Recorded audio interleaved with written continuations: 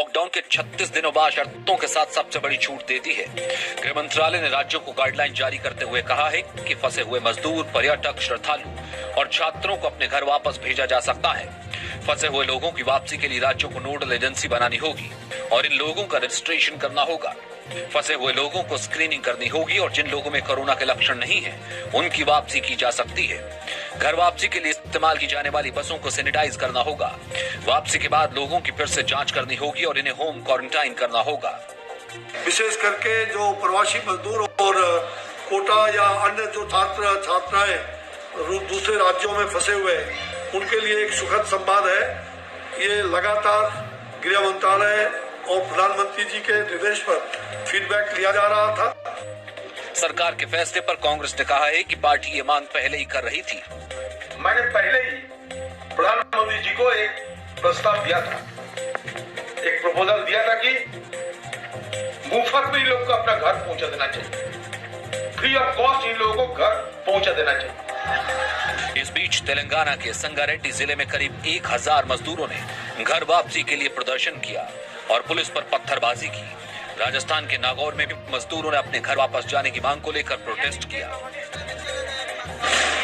Corona संक्रमण के बढ़ते मामलों की वजह से पंजाब सरकार ने राज्य में कर्फ्यू को 2 हफ्ते और बढ़ा दिया है।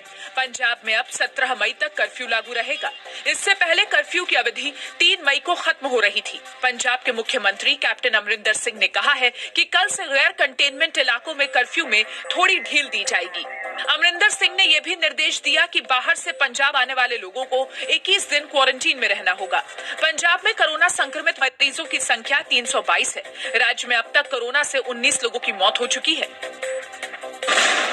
उत्तर प्रदेश के कानपुर में आज स्वास्थ्य कर्मियों और पुलिस वालों पर कुछ लोगों ने हमला कर दिया। मेडिकल और पुलिस टीम कानपुर के जुगियाना मोहल्ले में कोरोना पॉजिटिव लोगों को लेने गई थी। तभी करीब 50 से 60 लोगों ने इस टीम पर हमला कर दिया। उनको आइसोलेट करने के लिए पुलिस टीम गई थी और पुलिस टीम ने उन सबको लेकर के उनको क्वारंटाइन में डाल दिया था। उसके बाद जो वहाँ पर टीम थी तो ये लोग पीछे से कुछ नई उम्र के लड़के आए। उन लोगों ने पुलिस टीम का इस बात का विरोध कर रहे थे कि इनको क्वारंटाइन में फैमिली मेंबर्स को न ले जाया जाए। उस पर उनसे बातचीत हुई, उस पर इन लोगों ने पथराव किया। इस बीच उत्तर प्रदेश सरकार ने ऐलान किया कि कोरोना वॉरियर्स पर हमला करने वालों पर कड़ी कार्रवाई होगी। हेल्थ वर्कर्स और पुलिस पर हमला करने वालों को सख्त सजा देने के लिए राज्य सरकार अध्यादेश लाने जा रही है। कोरोना वॉरियर्स पर हमला सीधे सीधे व्यवस्था को चुनौती देने जैसी स्थिति है और इसको किसी भी स्थिति में स्वीकार नहीं किया जा सकता। बिहार के मोतिहारी में भी लॉकडाउन के दौरान इलाके का दौरा करने गई पुलिस टीम पर गांव वालों ने हमला कर दिया। पुलिस वालों ने बाहर घूम रहे लोगों को घर के अंदर जाने और सोशल डिस्टेंसिंग का पालन करने के लिए कहा था। यूजीसी ने विश्वविद्यालयों में नया सत्र सितंबर से शुरू करने की सिफारिश की है। यूजीसी ने कहा है कि इसके लिए नामांकन अगस्त से शुरू किया जाना चाहिए। यूजीसी ने अंतिम सेमेस्टर की परीक्षाओं को जुलाई में कराने की और एमफिल पीएचडी छात्रों को 6 महीने का विस्तार भी देने की सिफारिश की है। विश्वविद्यालयों से कहा गया है कि इन छात्रों का वाइवा वीडियो कॉन्फ्रेंसिंग से कराया जाना चाहिए। यूजीसी ने एक अहम सिफारिश हर विश्वविद्यालय में कोविड-19 सेल का गठन करने की भी की है। कोविड-19 सेल छात्रों के सत्र और पढ़ाई से जुड़े मुद्दों पर फैसले ले सकेगा। देश में कोरोना वायरस से मरने वालों की संख्या 1000 के पार हो गई है। देश में अब तक 31,787 कोरोना संक्रमित मरीज हैं।